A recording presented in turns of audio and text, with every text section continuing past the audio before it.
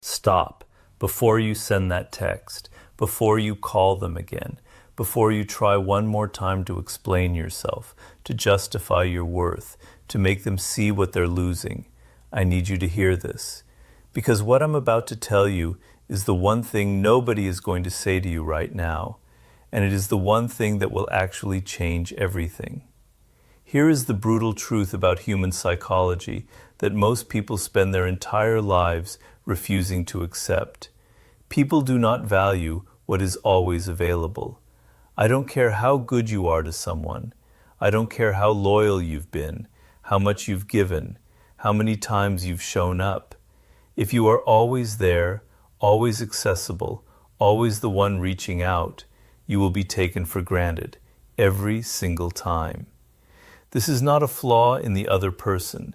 This is a flaw built into human nature itself. And once you understand it, really understand it, everything changes. I've studied power in human behavior for decades, and one of the patterns I keep seeing again and again in politics, in business, in romance, in friendship, is what I call the law of absence. The person who is always present loses their power.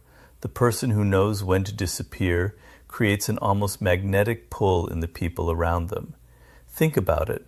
Think about every person you've ever deeply wanted, the ones you couldn't stop thinking about. Were they the ones who were constantly available? Or were they the ones you were never quite sure about, the ones who kept you slightly off balance? This is not a game. I want to be very clear about that. What I'm describing is a deep psychological reality.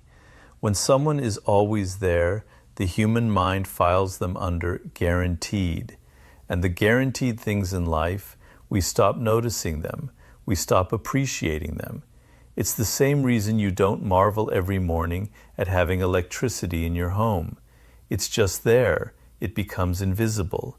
And here is the tragedy. Good, loyal, loving people become invisible to the very people they care most about. Not because they did something wrong, but because they did everything right. They never left. So what is the simple trick? It is this: you stop being available.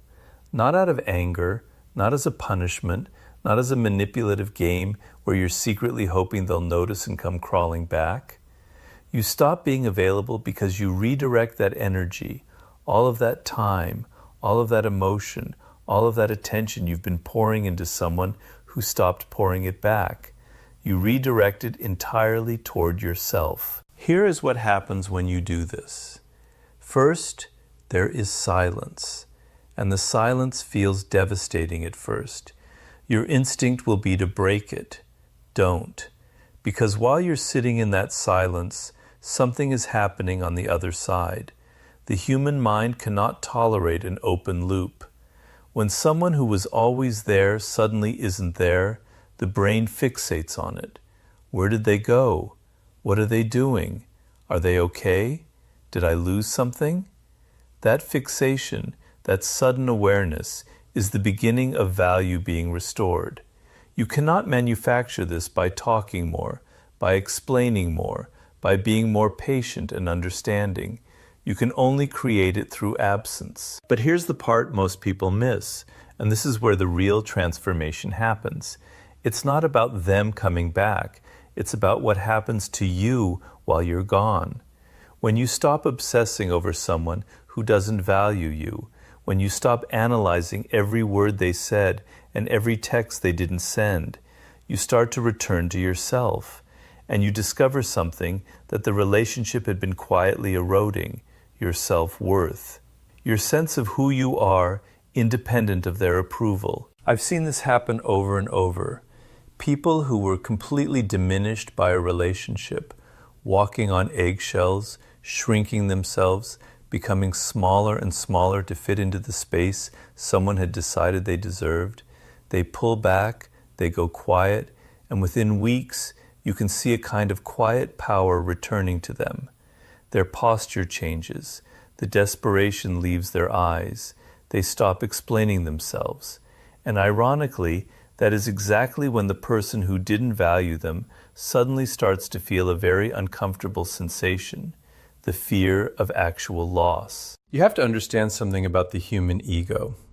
Every person, no matter how confident they appear, has a deep need to feel significant, to feel that they matter, to feel that their presence has an impact.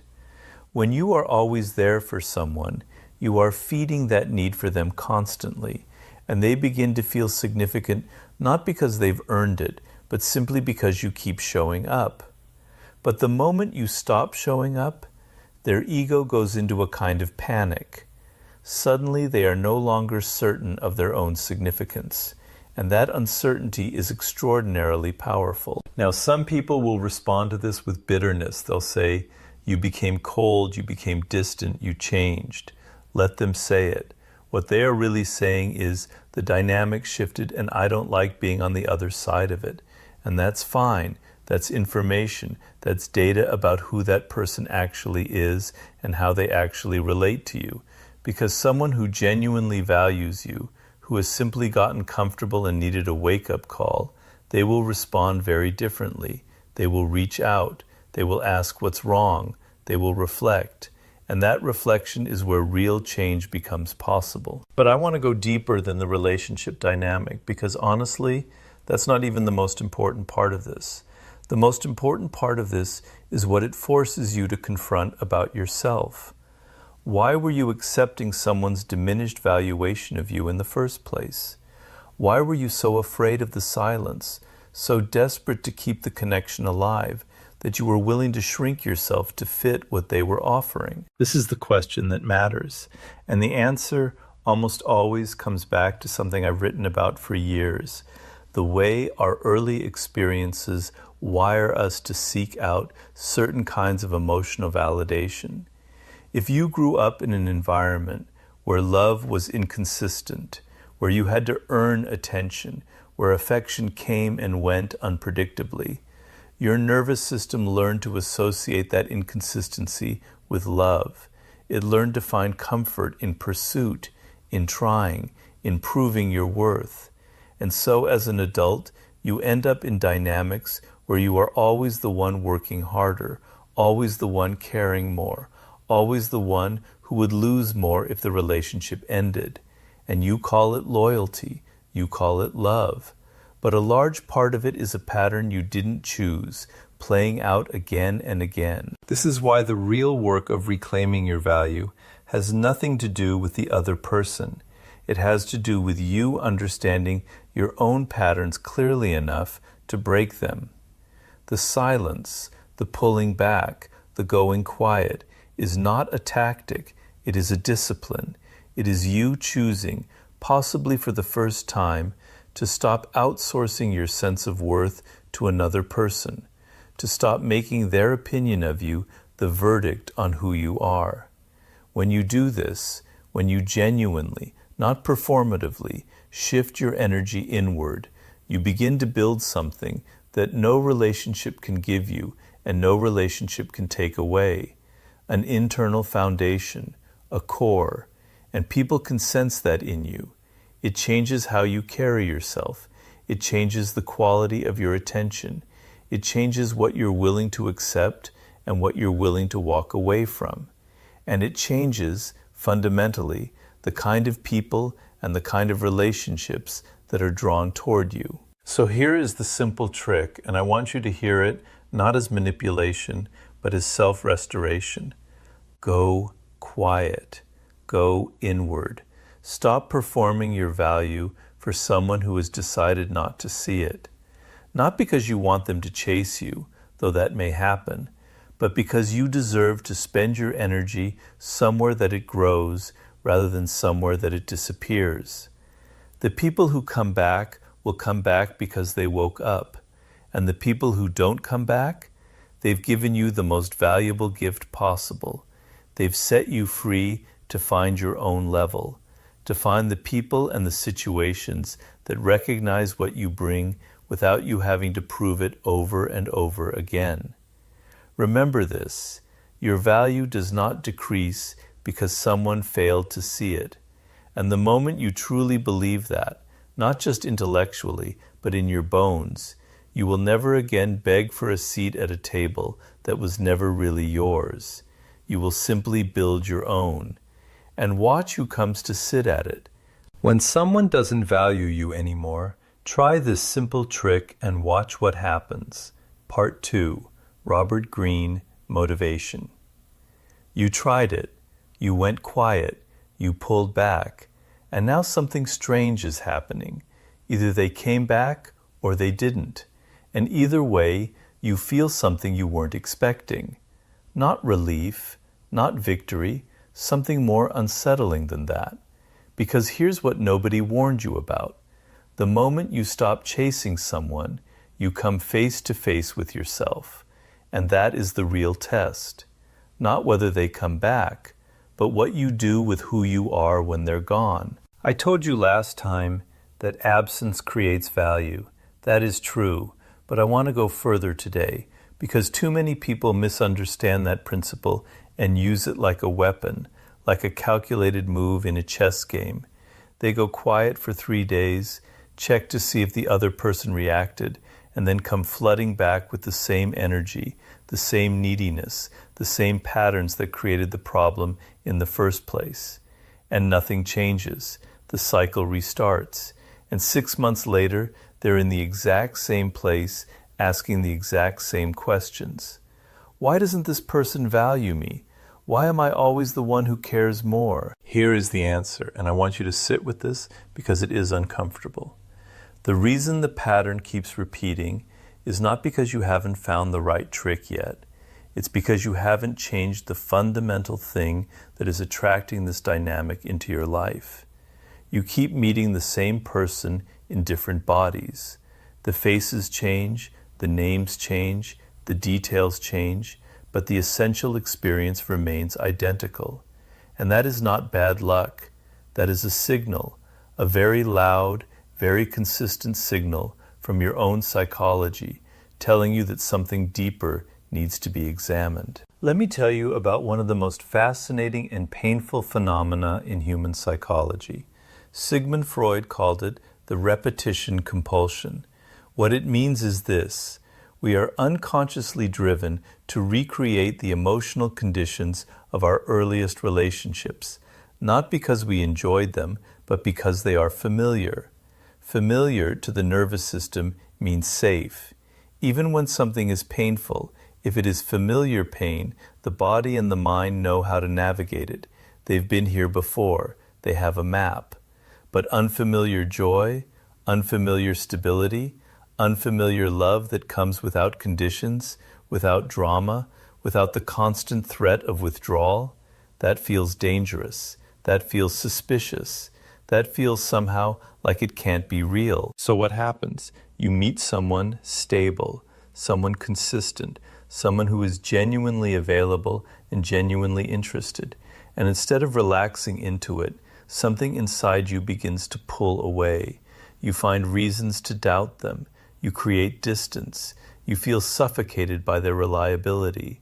And then, almost like the needle of a compass returning to north, you find yourself drawn back to someone who gives you that old familiar feeling of having to work for love, of being slightly off balance, of never quite knowing where you stand.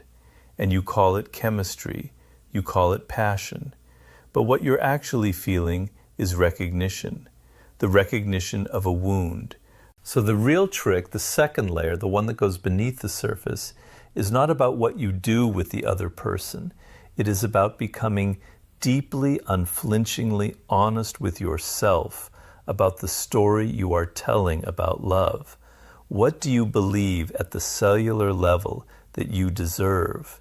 Not what you say you believe, not what you tell your friends over dinner, what you actually believe, revealed by the patterns of who you choose and how long you stay. Because here's the thing about self-worth that nobody talks about honestly enough. It is not a feeling. It is a practice. It is a daily decision to act in accordance with the value you claim to have. And most people, most intelligent, thoughtful, capable people, have a catastrophic gap between the value they know they have intellectually and the value they demonstrate through their choices. They know they deserve better, and then they accept worse, again and again and again. And every time they do that, every time they override their own knowing, they send a message to their own nervous system. My knowing doesn't matter. My boundaries are negotiable. My worth is something other people get to decide. This brings me to the thing I want you to genuinely understand about boundaries, not as a buzzword, not as a self-help cliche, but as a fundamental mechanism of power. A boundary is not a wall you put up to keep people out. A boundary is a standard you hold for yourself about what you are and are not willing to experience. And the critical thing, the thing that makes all the difference, is that a real boundary has consequences. A boundary without consequences is just a preference. And preferences, people will cross every single time if they sense there is no cost. The person in your life who stopped valuing you, they didn't stop overnight. It happened gradually. There was a moment early on when they crossed a line. Maybe it was something small, a canceled plan that wasn't addressed, a comment that landed wrong and you let it go, a pattern of them taking and you giving that you normalized because you didn't want to seem demanding.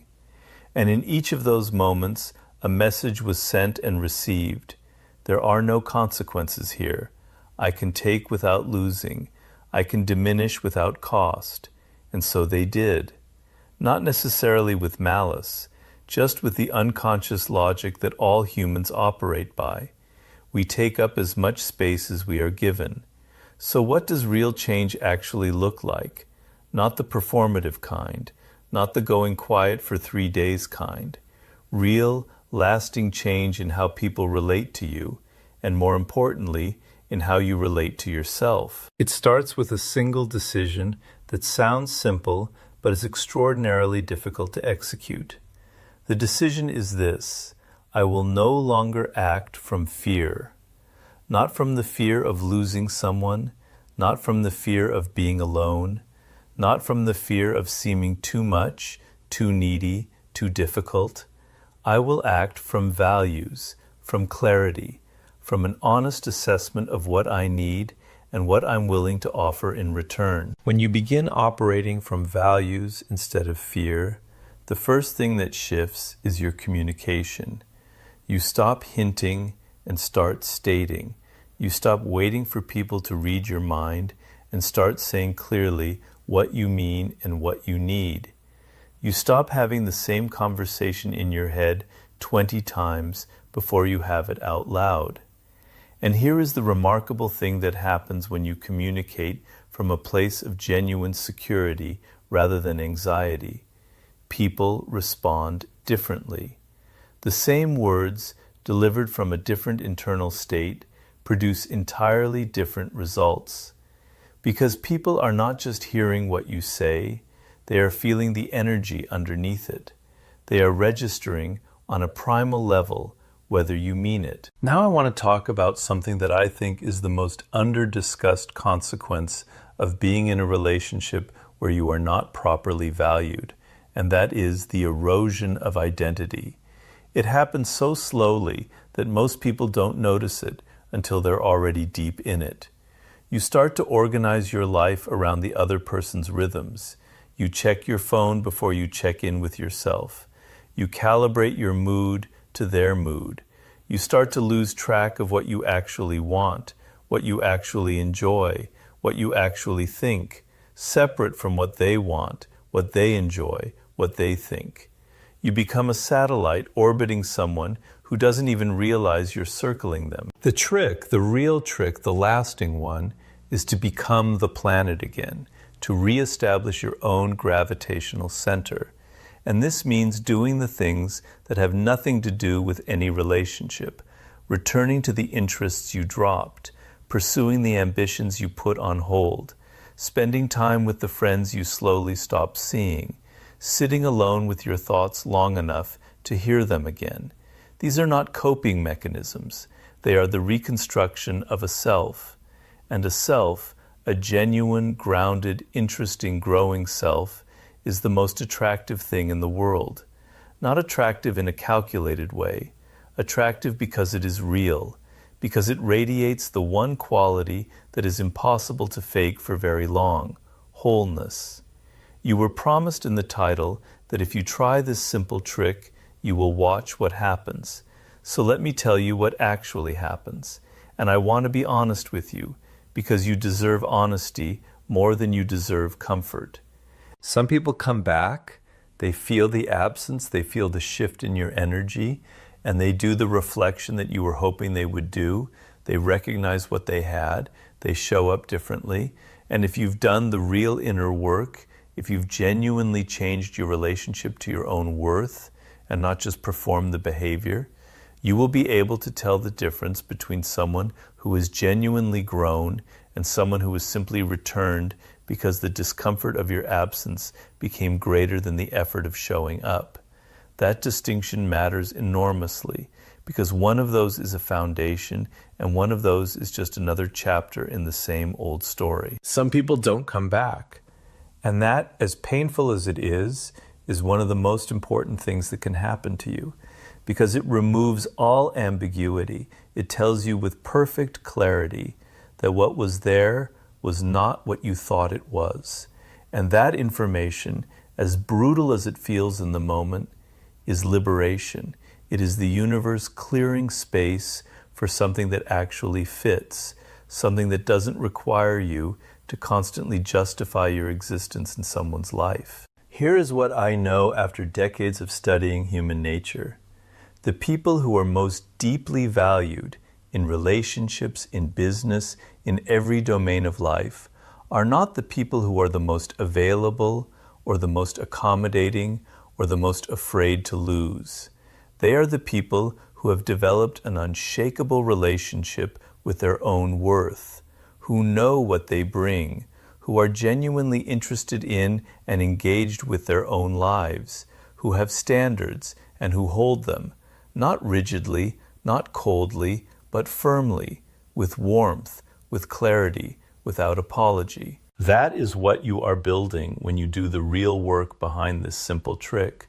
Not a strategy for getting someone back, not a technique for making yourself more desirable. A life, a full, self-directed, increasingly clear and powerful life. And when you have that, when you are genuinely living it, not performing it, the question of who values you changes completely, because you stop needing the question answered by any single person. You already know the answer. You are living it, and that changes everything.